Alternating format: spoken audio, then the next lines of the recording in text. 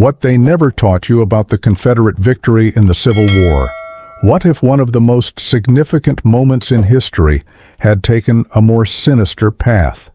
Envision a divided America with two nations emerging from violence, one founded on rebellion and slavery, the other grappling with its own identity. What if the Civil War concluded not with a Union victory, but with a Confederate success?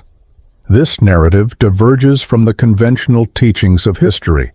It presents the uncharted consequences of a Confederate win, a reality where families are separated by newly drawn borders, where slavery endures despite global advancements, and where a tenuous peace hangs precariously over impending turmoil. How would these two competing Americas manage to coexist?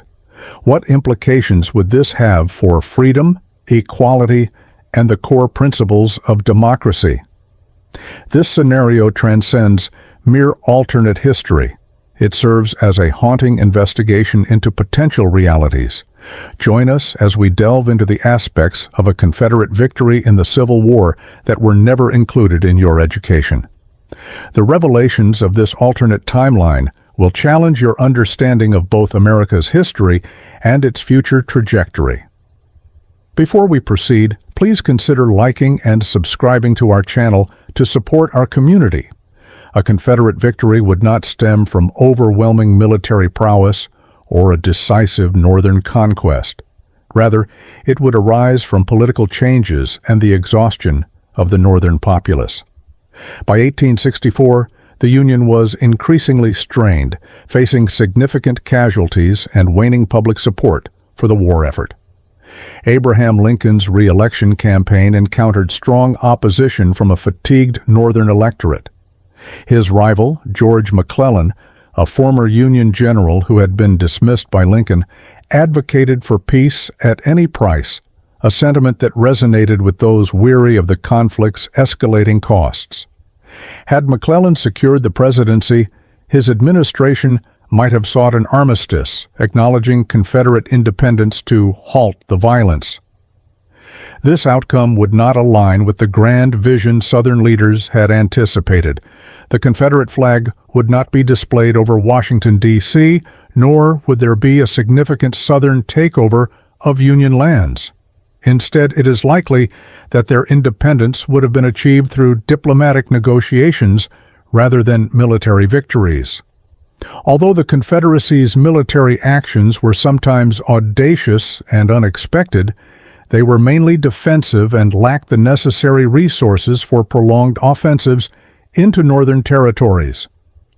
The Confederacy's survival hinged on capitalizing on the political rifts and public dissatisfaction in the North, rather than on attaining clear military dominance.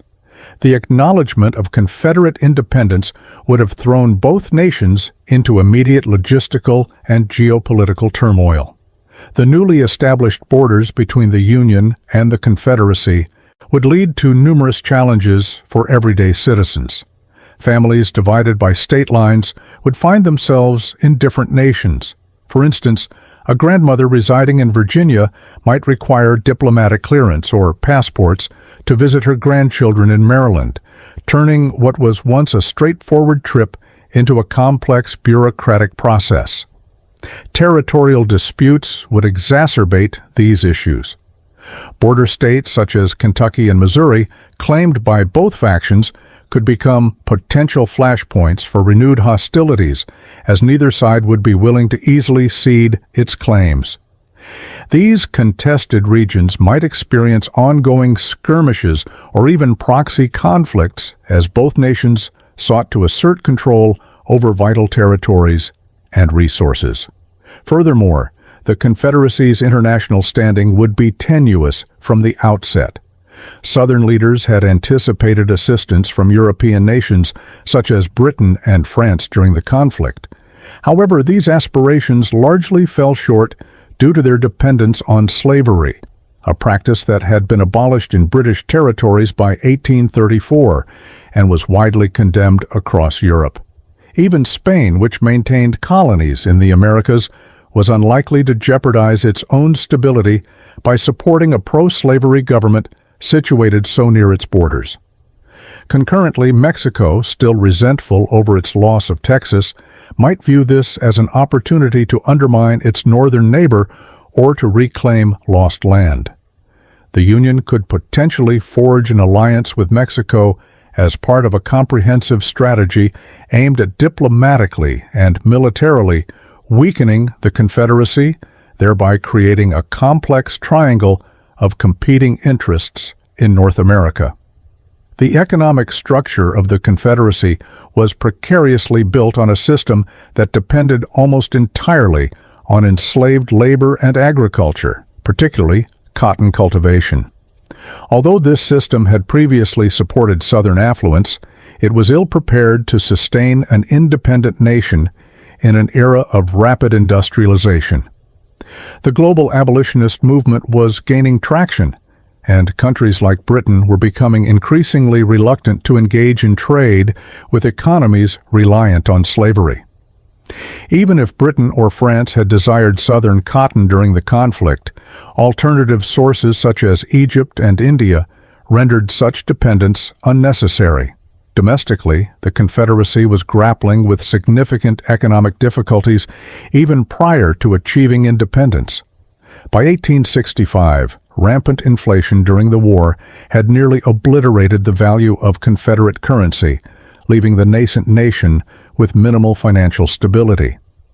While plantation owners may have stubbornly adhered to slavery as both an economic imperative and a representation of Southern identity, advancements in technology, such as mechanical cotton pickers and other agricultural equipment, would ultimately diminish the profitability of enslaved labor. The absence of strong trade agreements and international partners willing to disregard their dependence on slavery would likely lead the Confederacy's economy to face a crisis shortly after gaining independence. This economic vulnerability could exacerbate the rift between affluent plantation owners and impoverished white farmers who were struggling to adapt to a changing economy that increasingly prioritized industrialization over agriculture. The political future of the Confederacy was contingent upon effective leadership, a situation that remained uncertain after the presidency of Jefferson Davis. Davis was perceived as a pragmatic yet rigid leader, whose inflexible wartime strategies often estranged potential allies within his administration. Although Robert E. Lee appeared to be a natural successor due to his military achievements, which earned him widespread admiration across the South, the transition of power was not guaranteed. Lee was notably apolitical and reportedly disinterested in seeking leadership roles beyond the battlefield, a stance that allowed other leaders to emerge. Moderates such as Alexander Stephens and Judah P. Benjamin had the potential to guide the Confederacy towards diplomatic solutions and compromises with neighboring states. Benjamin even suggested bold proposals, including granting freedom to enslaved individuals who enlisted in the Confederate Army, a controversial yet pragmatic strategy aimed at ensuring the Confederacy's survival in an increasingly hostile environment. Conversely, hardliners like John C. Breckinridge embodied a more rigid vision for the South, one focused on the preservation of slavery at all costs and the expansion of Confederate influence to the West. Breckinridge's impassioned speeches and unwavering defense of Southern principles may have resonated with those who favored continuity with Davis's policies, yet this approach risked further alienating the Confederacy both domestically and on the international stage. Even after a peace treaty was signed recognizing Confederate independence, the relationship between the Union and the Confederacy would remain fraught with tension, precariously close to renewed conflict. The two nations, now neighbors with a shared and contentious history, would find themselves engaged in a delicate rivalry that could escalate into a Cold War-like standoff. One of the most pressing and volatile issues would be that of fugitive slaves. Prior to and during the Civil War, disputes over escaped slaves were among the most contentious issues dividing the North and South. In this alternate scenario, With a defined border separating the two nations, these tensions would likely escalate. Escaped slaves entering Union territory would probably trigger diplomatic crises, as the Confederacy insisted on their return. In contrast, Confederate patrols crossing into Union territory to forcibly reclaim escapees could lead to significant border incidents or even armed confrontations. Such provocations would exacerbate tensions, fostering an environment characterized by mutual suspicion and animosity. Both nations would compete for dominance in Western territories as they moved towards the Pacific Ocean. The industrial economy and increasing population of the Union would propel its westward ambitions, while the Confederacy, reliant on an agrarian system supported by slavery, would seek to acquire new lands to maintain its economic framework.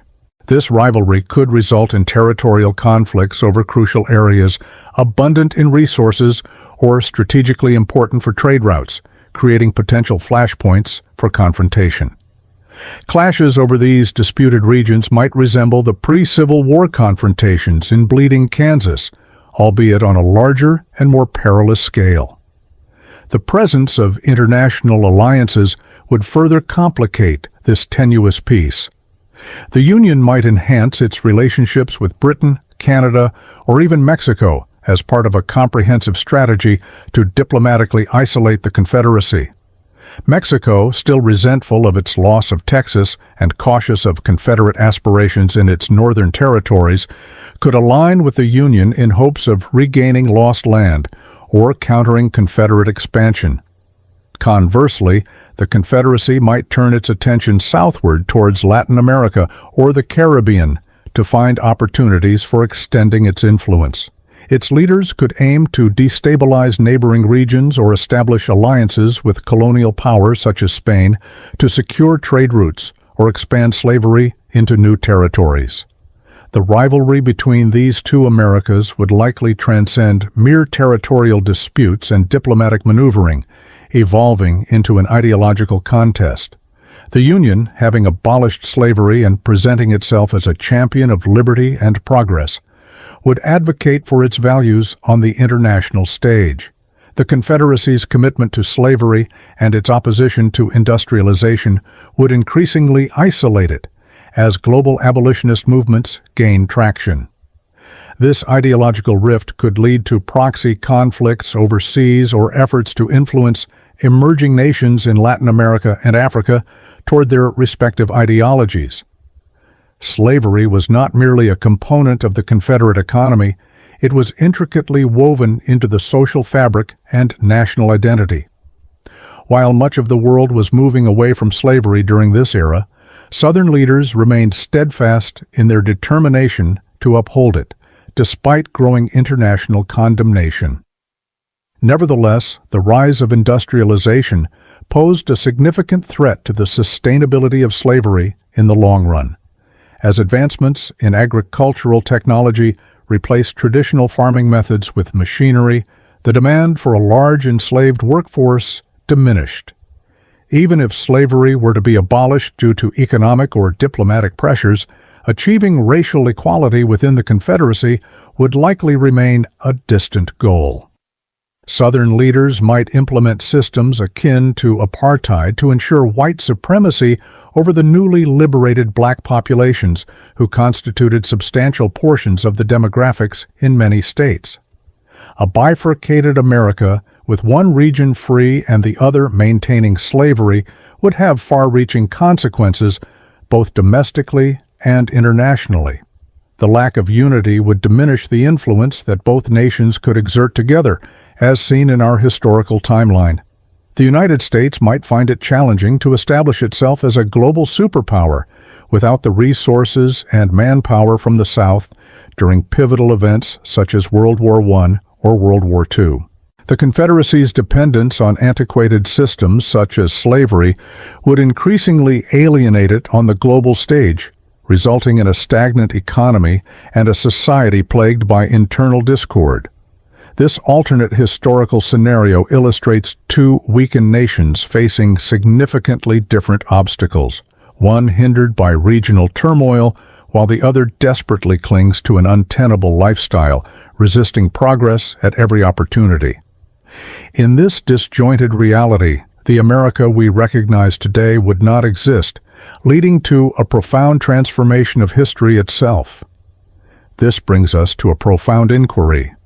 What would a Confederate victory have signified, not only for America, but for the entire world? A divided continent, two nations ensnared in constant strife, and a postponed moral reckoning. Would the Confederacy have ultimately collapsed under its own inherent contradictions, or would it have entangled the Union in an unending series of proxy conflicts and ideological confrontations? Could the principles of freedom and equality ever flourish in a world where half of America renounced them? Perhaps the most unsettling consideration is this: history is never as remote as it appears. The reverberations of division, inequality, and opposition to advancement continue to resonate through history. What insights might we have overlooked in this hypothetical scenario? How near were we to experiencing it? We invite you to share your thoughts in the comments. Could a fragmented America have endured? Would the course of global history have shifted towards a more ominous path? Or would an alternative route have emerged? This is your opportunity to reimagine the past. Let us maintain this dialogue. Thank you for viewing. Please like, share, and subscribe to our YouTube channel for more captivating historical content.